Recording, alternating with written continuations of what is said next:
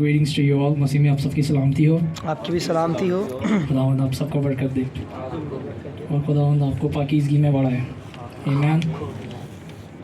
अच्छा, आज जो हम चीज़ सीखने जा रहे हैं उसका टॉपिक ये है कि प्लेग ऑफ लेप्रेसी, जो कोढ़ है उसकी जो वबा है ना, कोढ़ की वबा। आपने सुना होगा, बाइबल में पढ़ा होगा बहुत दफ़ा। ओल्ड टेस्टामेंट के टाइम पे और इवन न्यू टेस्टामेंट के टाइम पे भी जो एक बीमारी थी जो बहुत प्रेवलेंट थी, मतलब बहुत आम थी हर जगह, मतलब बहुत ज़्यादा बाइबल में इसका जिक्र है, जो है कोढ़, लेप्रेसी इसको इंग्लिश में बोलते हैं। तो आज के दौर में तो हमें ये बीमारी बहुत कम मिलती है क्योंकि आज इसका क्योर है। अब लेप्रेसी के क्योर्स मिलते हैं। और एक खातून थी जिसको आप सबको पता, डॉक्टर रूथ फा, उन्होंने कोढ़ पे बहुत काम किया। तो कोढ़ की बीमारी का आज हमारे पास क्योर है। तो हम इस पर क्यों बात कर रहे हैं? क्योंकि ये कोढ़ जो है जिस पे मैं बात कर रहा हूँ ये रूहानी है। इसको आज हम देखेंगे, जो कि हमारे चर्चेज़ में और मसीह के बदन में पाई जाती है, जो कि ओल्ड टेस्टामेंट में भी पाई जाती थी, इसराइलियों में और खुदावन के दौर में भी यहूदी थे उनके अंदर पाई जाती थी। तो जो लेप्रेसी है इसका हम रूहानी मतलब देखेंगे कि क्या है। तो आइए हम शुरू करते हैं। अगर आपको कोढ़ के बारे में एक्सटेंसिवली बहुत डिटेल में पढ़ना हो तो आप अहबार उसका 13 और 14 बाब पढ़ सकते हैं। ये बहुत बड़े बड़े चैप्टर्स हैं, 50 वर्सेस के। तो हम इसमें से छोटा सा हिस्सा पढ़ेंगे।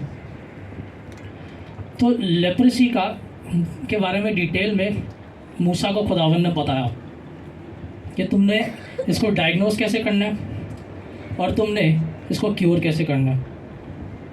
खुदावन ने मूसा को बोला कि अगर किसी शख्स के अंदर कोई सफ़ेद हिस्सा पाया जाता है और उस हिस्से के अंदर जो बाल है वो सफ़ेद हो जाए तो तुम जान लो कि ये कोढ़ की बीमारी है।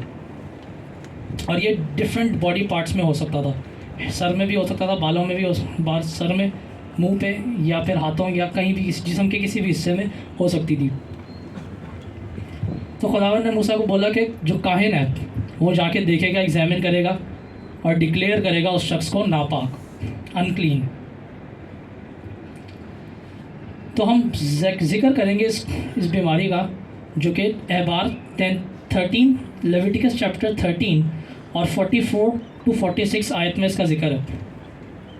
और उसमें ये लिखा है कि अगर किसी शख्स के सर या उसकी दाढ़ी में तुझे ये सफ़ेद हिस्सा मिलता है तो जाके एग्जामिन कर, और अगर तू जो मैंने तरीका बताया उस पर वो बैठता है तो जान लो कि वो कोढ़ की बीमारी है और वो शख्स नापाक है। और ऐसे शख्स के साथ क्या किया जाता था, उसको इसराइल के कैंप से निकाल दिया जाता था और उसे एक बाहर जगह होती थी, कैंप से बाहर उसको अकेला छोड़ दिया जाता था। और लिखा है इसी चैप्टर में कि उसका जो सर था उसके बाल काट दिए जाते थे, और लिखा है कि उसके मुंह को कवर किया जाता था। इंग्लिश में लिखा है his moustache shall be covered. उसके मुंह को कवर किया जाता था और उसको बोला जाता था कि तू चिल्लाएगा नापाक नापाक नापाक। और वो यही करता था। उसको कैंप से बाहर निकाल दिया, आइसोलेट कर दिया, और वो क्या करता था, अपना अकेला अलग, कोई उससे मिलेगा नहीं, क्योंकि ये लेप्रेसी की जो बीमारी है ये छूत की बीमारी है, कंटेजियस डिजीज़ है, ये छूने से फैलती है। तो उसमें लिखा है कि उसके माउथ को कवर किया जाता था और उसको कैंप से, इसराइल के जो कैंप था उससे बाहर निकाल दिया जाता था ताकि वो दूसरों में ना फैले, और वो अनक्लीन हो जाता था बंदा। तो कलाम में लिखा है कि उसके मुंह को कवर किया जाता था और वो चिल्लाएगा नापाक नापाक। हमें मिलता है गिनती की किताब में, जो कि नबिया थी, मरियम मूसा की बहन। हमें मिलता है कि जब मरियम और हारून ने मूसा के ख़िलाफ़ बोला, और उन्होंने क्या बोला कि क्या खुदावंद मूसा से ही बात करता है, हमसे नहीं करता, हमारे थ्रू नहीं की इसने बात, या मतलब मूसा के अलावा कोई और नबी नहीं जिससे खुदावंद बात करे। तो वो जेलस हुए और मूसा के ख़िलाफ़ बोले। तो लिखा कि खुदावंद ने उनको बुलाया और खुदावंद ने उनसे शिकायत की कि अगर कोई तुम में नबी हो, अगर कोई तुम में कोई भी शख्स हो, मैं उससे दुआ रोया के ज़रिए में बात करूँगा, मगर मूसा मेरा बंदा, उससे हलीम कोई नहीं। खुदावंद ने बोला कि उससे वफ़ादार पूरे इसराइल में, पूरे घराने में कोई नहीं, तो उससे मैं फ़ेस टू फेस बात करता हूँ। तो तुम्हारी हिम्मत कैसी हुई कि तुमने उसके खिलाफ़ बोला? और लिखा है कि बादल का सतून हटा और मरियम जो थी वो कोढ़ से भर गई। तो इससे हम क्या सीखते हैं कि जो कोढ़ की बीमारी है, जो कि इसराइलियों में और आज भी हमारे चर्चेज़ में पाई जाती है, इसका जो रूहानी मतलब है वो है सिनिंग विद द माउथ, मुंह का गुनाह। तो आप जब मुंह से गुनाह करते हो तो आप क्या हो? कोढ़ के मरीज़ हो। और ये मैं आपको बताना चाहता हूँ कि ये हम सब में पाई जाती है, इंक्लूडिंग मी। हम सब इसके शिकार हैं, माई सेल्फ और जितने भी हमारे चर्चेज़ हैं, इन सब में ये मुंह का गुनाह पाया जाता है, मगर कोई बात नहीं करता। तो आज हम देखेंगे कि ये मुंह का गुनाह क्या है और इससे कैसे डील करते हैं। तो आप गिनती 12 बाब पढ़ सकते हैं और उस पूरे चैप्टर को पढ़ेंगे तो आपको पता चलेगा कि ये पीछे क्या सिनेरियो था। तो मैंने आपको बताया कि लेप्रेसी जो है वो मुंह का गुनाह है। सिनिंग विद द माउथ क्या मतलब? बैक बाइटिंग, स्लैंडर या क्रिटिसाइजिंग, या इनसे रिलेटेड जितनी भी चीज़ें हैं। आप पीठ पीछे लोगों के बोल रहे हो। स्लैंडर का मतलब है कि किसी को बदनाम करना, उसके खिलाफ झूठ बोल के। Slander is to defame someone by making false statements against him. आप एक शख्स के से नफरत करते हो और आप जगह जगह उसके बारे में बता रहे हो कि ये तो ऐसा है, ये तो वैसा है, ये तो ये है, ये तो वो है। जैसे लोग खादमों के बारे में करते हैं, हमें मिलता है बेनिन के बारे में बहुत सी लोग फॉल्स स्टेटमेंट्स बोलते हैं। डेविड टेलर खादिम है, उसके खिलाफ पता नहीं क्या क्या लोग बोलते हो। इसके अलावा और भी बहुत से खादिम हैं, खुदावंद के सच्चे खुदावंद के खादिम हैं, जो कि लोग बोलते हैं उनके बारे में। और ज़िंदा मिसाल है हमारे पास ब्रदर शारून की, कि आप सबको तजर्बा है कि जो उनको स्लैंडर किया जा रहा है। तो स्लैंडर का मतलब कि आप लोग किसी शख्स के बारे में, वो कोई भी हो, उसको आप उसके खिलाफ आप झूठ बोल के लोगों को बहका रहे हो ताकि लोग उसके पास ना जाएं या उसको गालियां दें, और उसको आप बदनाम कर रहे हो झूठ बोल के। तो मैंने एक स्टेटमेंट लिखी है यहाँ पे इंग्लिश में, if you can't speak to bless और to glorify God, don't speak at all. मतलब अगर आप बोल के खुदावन की तारीफ़, खुदावन को बरकत या उसको ग्लोरीफाई नहीं कर सकते तो मत बोलो, क्योंकि आप एंड में मारे जाओगे। और ये आपको पता चलेगा जब मैं आगे आपको एक्सप्लेन करूँगा। तो अब मैंने लिखा है कि आपका जो मुंह है उसी के अंदर ज़िंदगी है और उसी के अंदर मौत है। Your mouth can speak life और डेथ। फॉर एग्जाम्पल, एक शख्स जो है वो मसले में फंसा हुआ है, बहुत डिप्रेस्ड है, आप जाके उसको और बुरा भला बोलो, वो एंड में क्या करेगा? सुसाइड। कि आपने, अगर आप किसी को खड़ा नहीं कर सकते तो उसे तबाह भी मत करो। If you can't build something, don't destroy it. तो आपको चाहिए कि आप उसको हौसला दो, उसको समझाओ। उल्टा लोग क्या करेंगे? जाके उस पर गुस्सा होंगे और उसको लान तान करेंगे, और वो एंड में आके मायूस, या तो वो मर जाएगा या सुसाइड कर लेगा। और दूसरा जो चर्चेस से स्पेसिफिक है, चर्चेस में बहुत पाया जाता है ये,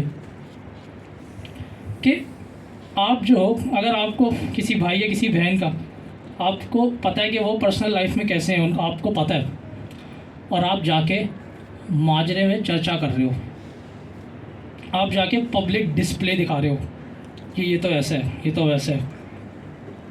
मैंने लिखे, if you can't cover the sins of your brother, guess what, yours too will be uncovered. मतलब अगर आप जैसा जिस दूसरे के साथ कर रहे हो, आपके साथ भी वैसा ही होगा। कल को लोग आपको भी बोल रहे होंगे। तो मतलब दूसरों के गुनाहों को छुपाओ। कलाम में लिखा है कि अगर तेरा भाई गुनाह करता है तो उसको जाके समझा। अगर वो ना सुने तो फिर 2 लोगों को और लेके जाओ, फिर भी ना सुने तो एल्डर्स को लेके जा, फिर भी ना सुने तो कलीसिया को लेके जा, और फिर भी ना सुने तो उसको छोड़ दे। तो ये तरीका है समझाने का कि ये नहीं कि आप जाके पब्लिक डिस्प्ले दिखाओ, जैसे यीशु मसीह से सीखे। जब उस औरत को जो जिनाकार थी, जो कि फ़की फरीसी लेके आए और आके बोला कि इसको हमने जिना में पाया है, तो मूसा जो है वो ऐसी औरत के लिए बोलते हैं कि इसको संसार कर दो, कोड़े मार मार के पत्थरों से संसार कर दो। तो तू क्या बोलता है? तो लिखा है यीशु मसीह ने कुछ नहीं बोला और झुक के कुछ लिखा, और उसके बाद वो फिर झुका, दोबारा लिखा, और उसने बोला कि जो तुम में जिसने गुनाह नहीं किया वो पहला पत्थर उठाए, और लिखे कि सब चले गए। और उसके बाद खुदावन ने उस औरत से डील किया। क्या सीखते हैं हम? पर्सनली। और उसने बोला कि जा दोबारा गुनाह मत करना। तो आप पर्सनली समझाओ जाके, ना कि आप पब्लिक डिस्प्ले दिखाओ। आप क्या कर रहे हो? उस खादिम को बदनाम कर, उस शख्स को बदनाम कर रहे हो खुलेआम। आपको पता है वो होगा भी गुनाहगार, मगर आप जाओ उसको पर्सनली समझाओ कि भाई ये हरकतें छोड़ दे। और उसके बाद अगर वो ना सुने तो आप उसके जैसे बहन भाई हैं या उस बड़े हैं उनको लेके जाओ, और फिर अगर तब भी ना सुने तो पास्टर है कोई उसके चर्च का, तो उसको बताओ, वो समझाए। ये नहीं कि आप जाके कलीसिया में उसको बदनाम करो। तो मैंने लिखा है कि ये जो मुंह का गुनाह है ये शुरू तो मुंह से होता है, और जैसे मैंने बताया ये जो कोड था ये डिफरेंट बॉडी पार्ट्स पे हो जाता था, और ये फिर फैलता था, और इवन ये घरों में भी हो जाता था। घर के अंदर अगर आपको पता हो एक डिज़ीज़ होती है घर की, जो कि दीवारों में होती है, और दीवारें ग्रीन हो जाती हैं। वो एक एल्गी टाइप होता है, बैक्टीरिया होता है जो कि दीवारों में फैलता है, और फिर वो टूटती जाती हैं और घर एंड में गिर जाता है। तो मैंने लिखा है कि it starts with the mouth and afterwards if not controlled spreads to the whole body, मतलब घर में पूरे फैल जाएगा। तो इसको शुरू में ही रोक दो, वरना एंड में आप लोगों का कत्ल कर रहे होगे, और बॉडी आपकी आपके पास आप इतना गुस्से से भरे होगे, आप एक सीरियल किलर बन जाओगे। लोग होते हैं उनको मज़ा आता है लोगों को मारने में। तो अब हम देखते हैं कि ये जो बीमारी है इससे डील कैसे करें और इसको कैसे अपने अंदर से निकालें, क्योंकि हम सब इसका शिकार है। तो मैंने लिखा लेपर्स वर kept isolated without meeting anyone, मतलब जो लेपर्स थे उनको बाहर रखा जाता था, जो कोढ़ी होते थे उनको बाहर रखा जाता था, और कोई उनसे मिलता नहीं था, और ना वो किसी से मिल सकते थे।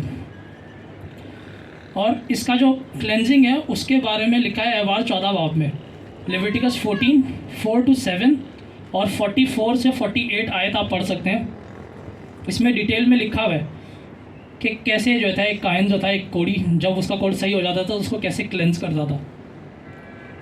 तो उसको मैं ब्रीफली बता देता हूँ। उसमें होता ये था कि जब उसका कोढ़ वो उसको बाद में जाके एग्जामिन करता था कुछ अरसे बाद, तो अगर तो वो कोढ़ जो है वो कम हो गया और वो फैला नहीं है, और उसका जो स्कार है वो डिसअपेयर हो गया, तो क्या करता था हाई प्रीस्ट, जो प्रीस्ट था वो 2 कबूतर लेता था, 2 लाइव बर्ड्स, और उनको एक को काटता था और दूसरा जो था उसको जूफे के साथ उसके खून में डुबो के जो शख्स था जिसको क्लीन करना था उसके ऊपर 7 बार छिड़कता था, और फिर उस लेपर को 7 दिन तक फिर उसको अलग रखा जाता था, और उसके बाद दोबारा और उसके लिए सारी कुर्बानियाँ चढ़ाई जाती थी, जो कि हमने 5 सीखी थी कुर्बानियाँ। बर्नट ऑफरिंग होती थी, सिन ऑफरिंग, तो ये सारी उसके लिए करके फिर वो कर जा सकता था। तो मतलब क्या, ये प्रोसेस क्या है कि आपको क्या करना है, कुछ नहीं करना, आइसोलेट हो जाना है, और क्या अकेले में दुआ करनी है, तौबा करनी है, और बर्रे का खून अपने ऊपर मांगना है, और अपने सारे गुनाहों को खुदावंद के सामने रखना है डिटेल में। जो जो आपने बात बोली, जिसके लिए बोली, हर ईवल वर्ड, हर बेकार बात, हर चीज़ जो आपने बोली उसका इकरार करें और माफ़ी मांगे और बर्रे का लहू मांगे, और आप साफ़ हो जाएंगे। और यहाँ पे लिखा है कि वो 7 बार उस पर छिड़कता था, मतलब ये प्रोसेस करते रहें जब तक आप इस चीज़ में कामिल नहीं हो जाते, आप इस चीज़ में परफेक्ट नहीं हो जाते। और अगर आप आगे पढ़ें लेविटिकस 44 to 48 तो इसमें घरों के बारे में लिखे है कि अगर घर में लेप्रेसी आ जाए तो उससे कैसे डील करते हैं। लिखे कि उस घर को गिरा दिया जाता था, उसकी दीवारें गिरा दी जाती थी और सारा सामान जो था वो निकाल लिया जाता था और उस पूरा जो मलबा होता था उसको ला के बियाबान में छोड़ दिया जाता था, अनक्लीन जगह पे, और फिर उस घर को दोबारा बनाया जाता था। तो मतलब आप ये सब प्रोसेस करते रहें 7 टाइम्स का मतलब जब तक कामिल नहीं हो जाता, इसको करते रहें जब तक आपके अंदर ये जो लेप्रेसी की बीमारी है ये मर नहीं जाती और आप नए नहीं हो जाते। आमीन। अब हम इसका जो लेप्रेसी है इसको थोड़ा गहराई में देखेंगे कि इसका जो कोर प्रॉब्लम है वो है क्या। मैंने लिखा क्रिटिसाइज का मतलब है, तनकीद का मतलब जो रूट वर्ड है ना उसका मतलब है टू स्ट्रैंगल, गला दबाना। क्रिटिसाइज का जो रूट वर्ड है ना उसका मतलब है गला दबाना। The root cause behind this leprosy problem. अब मैं बताता हूँ कि जो जड़ है ना इसकी लेप्रेसी की जो हमारे अंदर है वो है फ़ख्र, प्राइड। और फ़ख्र क्या है कि हम बेहतर हैं, वी आर बेटर। हर कोई बोलता है कि मैं बेहतर हूँ और अगले में अगर कोई वो चीज़ देखता है कि वो अच्छी कर रहा है तो उसको जेलसी होगी कि ये कैसे कर रहा है। तो अब मैं इसके बारे में इसकी जो बुरी बातें हैं ना वो दूसरों को बताऊंगा ताकि दूसरे भी इससे नफ़रत करें। तो ये प्रॉब्लम है क्योंकि फ़ख्र है हमारे अंदर और ये सब में होता है नेचुरली, इससे डील करना पड़ता है। अब दूसरा है कि आप जो है अगर यीशु की ज़िंदगी पढ़ें, जैसे आप पढ़ें, सलमान भाई हमारे लिए पढ़ेंगे लूका 4 बाब और उसकी 22 आयत।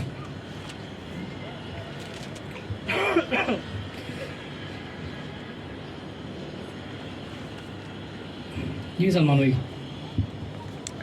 और सब ने उस पर गवाही दी और उन पर पुरफजल बातों पर जो उसके मुंह से निकलती थी ताज्जुब करके कहने लगे, क्या ये यूसुफ का बेटा नहीं। तो क्या लिखे इंग्लिश में लिखे कि जीसस के मुंह से ग्रेशियस वर्ड्स निकलते थे, पुरफजल बातें। उससे क्या होता था, दूसरों का फ़ायदा। तो मतलब है कि आप ऐसे अल्फाज बोलें जिससे दूसरों का फ़ायदा हो, ना कि दूसरे और ख़राब हों। तो मैंने लिखा कि सिन must be dealt in a redemptive वे। मतलब आप उसको बचाएं, जो गुनाह है, जो शख्स गुनाह कर रहा है उसको बचाएं, उससे मतलब उसके गुनाह से रिलेटेड उसको लान तान ना करें, बल्कि उसको करेक्शन करें उसकी। और आप उसका पब्लिक डिस्प्ले ना बनाएं, आप उसको पर्सनली जाके बोले। तो खुदावन यीशु जो था उसके मुंह से अच्छे अल्फाज निकलते थे। और जैसे मैंने आपको बताया कि आपके मुंह में ही डेथ है और आपके मुंह में ही लाइफ है, जो कि आप पढ़ सकते हैं। प्रोवर्ब्स 8:21 की वर्स है, death and life are in the power of the tongue. ज़बान के अंदर ही ताकत है कि वो मार सकती है और वो ज़िंदगी दे सकती है। तो आप जो है किसी की ज़िंदगी ख़राब कर सकते हैं बोल के, और किसी की ज़िंदगी बचा सकते हैं बोल के। क्यों? क्योंकि ये खुदावन ने आपको पावर दी है, ये क्रिएटिव पावर है इंसान के पास। क्योंकि अगर आप पढ़ें मत्ती 4 बाब 12 बाब और उसकी 34 से 36 आयत। जी सलमान भाई पढ़े हमारे लिए। आए शाम के बच्चों, तुम बुरे होकर क्यों अच्छी बातें कह सकते हो, क्योंकि जो दिल में भरा है वही मुंह पर आता है। अच्छा आदमी अच्छे ख़जाने से अच्छी चीज़ें निकालता है और बुरा आदमी बुरे ख़जाने से बुरी चीज़ें निकालता है। और मैं तुमसे कहता हूँ कि जो नकम्मी बात लोग कहेंगे अदालत के दिन उसका हिसाब देंगे। आमीन। और इंग्लिश में लिखे हैं, men may every idle word that men may speak, they shall give an account of it on the day of judgment. अब इसका कॉन्टेक्स्ट ये है कि खुदावन फरीसियों को बोल रहे हैं कि सांप के बच्चों, तुम बुरे होते हुए कैसे अच्छी बात बोलोगे। तो मतलब जो आपके अंदर खजाना भरा है वही बाहर आएगा। अभी जो खजाना है इस पे भी हम बात करेंगे। तो खुदावन ने आपको एक वार्निंग दे दी कि जो भी बोल रहे हो सोच समझ के बोलो, क्योंकि जो तुम बोलते हो उसकी अदालत होगी। और आगे ये भी लिखा है कि जो तुम बोल रहे हो वो तुम्हारे अल्फाज ही तुम्हें मुजरिम ठहराएंगे और तुम्हारे अल्फाज ही तुम्हें रास्तबाज ठहराएंगे जब अदालत होगी। तो मैंने यहाँ पे लिखा है कि जो आज तक आपकी ज़िंदगी है अभी तक, to this point the life that you has largely been dictated by the words you have uttered. मतलब आज तक जो आपकी ज़िंदगी है वो वही है जो अल्फाज आपने बोले हैं आज तक, अभी तक, मतलब पास में जो भी बोल के आए हो वही आपकी करंट में लाइफ होगी। मतलब वही चीज़ें आपकी लाइफ में हो रही होंगी, क्योंकि खुदावन ने, यहोवा ने इंसान को ताकत दी है लफ्ज़ों में ताकि वो चीज़ें क्रिएट करे। क्रिएटिव पावर्स हैं, तो इसलिए अपने लफ्ज़ों को हल्का मत लें। जैसे हम सबको एक तजर्बा है कि जब हम नाइट प्रेयर्स में वॉर करते हैं, जब जंग करते हैं, रूहानी जंग, तो हम बोल के चीज़ें क्रिएट कर रहे होते हैं और बोल के ही चीज़ें हम तबाह कर रहे होते हैं। तो ये प्रिंसिपल है और ये खुदावन ने अथॉरिटी दी हुई है सिर्फ इंसान को, उसके पास है। और क्योंकि उसने अपनी छवि पे बनाया तो इंसान के पास भी वो ताकत है, फरिश्तों के पास नहीं है। तो इसीलिए फरिश्ते जो है, जो गिराए हुए फरिश्ते हैं, वो इंसान को यूज़ करते हैं कि इसको यूज़ करके हम दूसरे इंसान को तबाह करें, क्योंकि इसके लफ्ज़ों में पावर है। तो शैतान आपके लफ्ज़ों को यूज़ करके कौमें तबाह करता है, आपके लफ्ज़ों को यूज़ करके घर में झगड़े करवाता है, और आपके लफ्ज़ों को यूज़ करके वो नेशंस में डिफरेंट गुनाह करवाता है, क्योंकि आपके लफ्ज़ों में पावर है। और खुदावन ने बोला कि हर लफ्ज़, एवरी आइडल वर्ड, हर बेकार बात, जैसे उसमें उर्दू में लिखा है कि हर बेकार बात जो इंसान के मुंह से निकलती है वो उसकी अदालत दे देगा, अदालत होगी उसकी। तो यहाँ पे वर्ड है idle, every idle word. Idle का मतलब लाइफलेस। जैसे लिखे है कि अच्छा शख्स अपने अच्छे खजाने से अच्छी चीज़ें निकालेगा, और जो ईवल है वो अपने बुरे खजाने से बुरी चीज़ें निकालेगा। तो गुड कौन है? खुदावंद। Only the Lord is good. मतलब हर वो लफ्ज़ जो खुदावन की नज़र में अच्छा है वो लाइफुल है, और जो खुदावन की नज़र में बुरा है वो आइडल वर्ड है, जिसमें ज़िंदगी नहीं है, जो कुछ क्रिएट नहीं कर सकता खुदावन के लिए। That is idle. तो मैं अब आपको इसको थोड़ा और गहरे में बताना चाहता हूँ कि जो आदम था उसके पास पावर थी हर छोटी से बड़ी चीज़ पे। सबसे छोटी चीज़ एटम। तो एटम्स, हर एटॉमिक पार्ट पे एडम के पास पावर थी कि वो एटम्स को चेंज कर सकता है और एटम्स को और एक्सपेंड कर सकता है, मॉलिक्यूल्स बना सकता है। तो वो चीज़ें क्रिएट करता था। जैसे जीसस ने पानी को वाइन में क्रिएट किया, तो ये क्या था? ये क्रिएटिव मिरेकल था।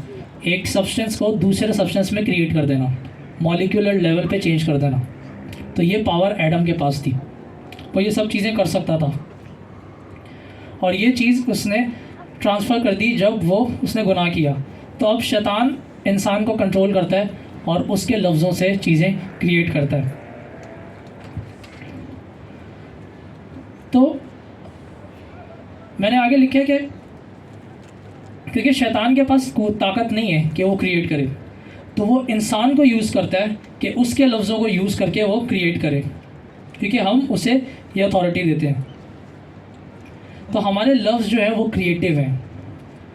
और जो कलाम में लिखा है कि अच्छा शख्स जो है वो अपने ख़जाने से, ये ख़जाना क्या है? ये आपके एटीट्यूड्स हैं जो आपकी ज़िंदगी में रहे हैं, कि आपके जो एटीट्यूड्स हैं यही एक्चुअली इवेंचुअली आपकी ज़िंदगी में चीज़ें क्रिएट कर देते हैं।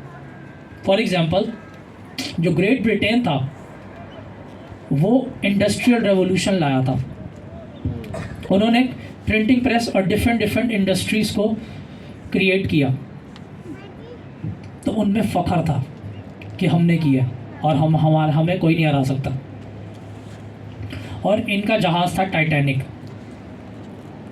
जो कि एक बहुत बड़ा जहाज़ था और बहुत टेक्नोलॉजी से भरा हुआ उस दौर में, मतलब बहुत एक्सपेंसिव और लेटेस्ट टेक्नोलॉजी से बना हुआ जहाज़ था। और इनका क्या था, फ़ख्र था। इनका एटीट्यूड क्या है, ये पूरी नेशन के बता रहा हूँ कि इस नेशन में फ़ख्र था। और जब वो फ़ख्र जब खुदावन की तक पहुँचा तो देखें आज ग्रेट ब्रिटेन का ना नाम है वैसे जैसे पहले था, और ना टाइटैनिक का जहाज़ है। क्या मतलब आपके जो एटीट्यूड्स हैं वही इवेंचुअली आपकी ज़िंदगी बनते हैं। आप शुरू से ही अगर फ़ख्र में रहे और उसको डील नहीं किया, आप मतलब गुस्से में रहते हैं, आप बिटरनेस मतलब आप में कड़वाहट है दो लोगों के लिए, आप जल्दी गुस्सा ऑफेंड हो जाते हैं, ये सारी चीज़ें इवेंचुअली बन के आपकी ज़िंदगी बनाएंगी। और यही आपके अंदर है, तो जो अंदर है वही बाहर निकलेगा। और आप वही लोगों को गालियाँ दे रहे होंगे, बुरा वाला बोल रहे होंगे, और तौबा खुद नहीं कर रहे होंगे क्योंकि फ़ख्र है कि मैं तो सही, कि मैं गलत हो ही नहीं सकता कभी। तो क्या होगा, आपकी ज़िंदगी तबाह हो जाएगी। आप भले पैसे वाले हो मगर एंड अप आप लेक ऑफ फायर में होगे। तो ये चीज़ें, आपके जो एटीट्यूड्स हैं यही आपकी ज़िंदगी को लीड करते हैं। और ये नेशनल लेवल पे, जैसे मैंने आपको बताया ग्रेट ब्रिटेन की, नेशनल लेवल पे जो आपका माइंडसेट शुरू से बना होता है तो वही आपकी ज़िंदगी को लीड करेंगे। और आप, क्योंकि आप इंसान हैं, आप चीज़ें क्रिएट करते हैं, तो जो चीज़ लफ्ज़ आप बोल रहे होगे, अगर ईवल बोलोगे तो शैतान उसको क्रिएट करेगा और आपके लिए आगे ज़िंदगी में तबाही होगी। और अगर आप अच्छा बोल रहे होंगे, अब अच्छा क्या है, खुदावंद अच्छा है। और मैंने आपको बताया कि जो खुदावंद के लफ्ज़ हैं, जो खुदावंद बोलता है वो बातें अच्छी हैं। अब आपको खुदावंद की आवाज़ नहीं आती, आवाज़ सुनाई नहीं दे रही, या खुदावंद जो बोल रहा है वो आपको नहीं पता क्या बोल रहा है, तो आप सबके पास कलाम तो है ना। तो कलाम क्या है, खुदावंद का लफ्ज़, खुदावंद के वर्ड्स हैं। तो कलाम को पढ़ें और कलाम के थ्रू बातें करें। तो आप क्या बोल रहे होंगे, अच्छे लफ्ज़। और आप आइडल वर्ड्स में नहीं आएंगे। आइडल वर्ड्स लाइफलेस वर्ड्स हैं जो ज़िंदगी नहीं दे सकते। तो आप कलाम को पढ़ें, और इनिशियली सबके पास कलाम है तो सब कलाम को पढ़ें और कलाम के थ्रू बातें करें, कलाम में होते हुए बातें करें। जैसे मैंने आपको बताया कि टाइटैनिक तबाह हो गया, तो आपके जो एटीट्यूड्स हैं वो रिफ्लेक्ट करते हैं कि आपकी ज़िंदगी कैसी होगी। It reflect your attitudes. तो आज जो हमने सीखा कि हम जो है अगर इस बीमारी से डील ना करेंगे, क्योंकि ये कंटेजियस डिजीज़ है, ये आहिस्ता आहिस्ता फैलते फैलते सब में फैल जाएगी और सब जो है वो बादशाही से बाहर हो जाएंगे। क्योंकि लिखा है कि हर लफ्ज़ जो तुम बोलोगे, और इवन आप अपनी डेली लाइफ को देखें कि आप क्या ज़्यादा लफ्ज़ बोलते हैं, कि आप कलाम के थ्रू कलाम को फोकस करते हैं, खुदावंद की बातें करते हैं, या आप दुनियावी या दूसरी मतलब जो दुनिया बातें करती है वो कर रहे होते हैं। तो फोकस ऑन योर वर्ड्स और उनको फ़िल्टर करें। और रूल कुदुस के बोले, रूल कुदुस तू मुझे बता कि क्या ये जो मैं बोल रहा हूँ ये सही है, और जो नहीं सही उसकी तौबा करें और आगे बढ़ें। आमीन। तो आज का हमारी समरी ये है कि आवर हार्ट, हमारे जो दिल है और दिल का एटीट्यूड जो है वो बन जाता है हमारे लफ्ज़, और जो हम बोल रहे होते हैं वही हमारी ज़िंदगी बन जाती है, हमारी रियलिटी। तो इसीलिए अच्छे लफ्ज़ बोलें और खुदावन से पूछें, और खुदावन से को बोले कि हमारा माइंड को फ़िल्टर कर, क्योंकि सब नबी सब रसूल इस प्रोसेस से गुज़रे। और जैसे पौलुस ने फिलिपियो में एक फ़िल्टर हमें दिया कि जो चीज़ें अच्छी हैं, जो चीज़ें जिन जो रिस्पेक्टेबल हैं उनको देखें, उनको फोकस करें और वो बोलें। तो अगर आप अच्छी चीज़ें बोलेंगे और आप कलाम पे फोकस करेंगे, और अगर आप रूह कुदस से मदद मांगेंगे तो आप कामिल बनते जाएंगे। आमीन। कद द वीडियो।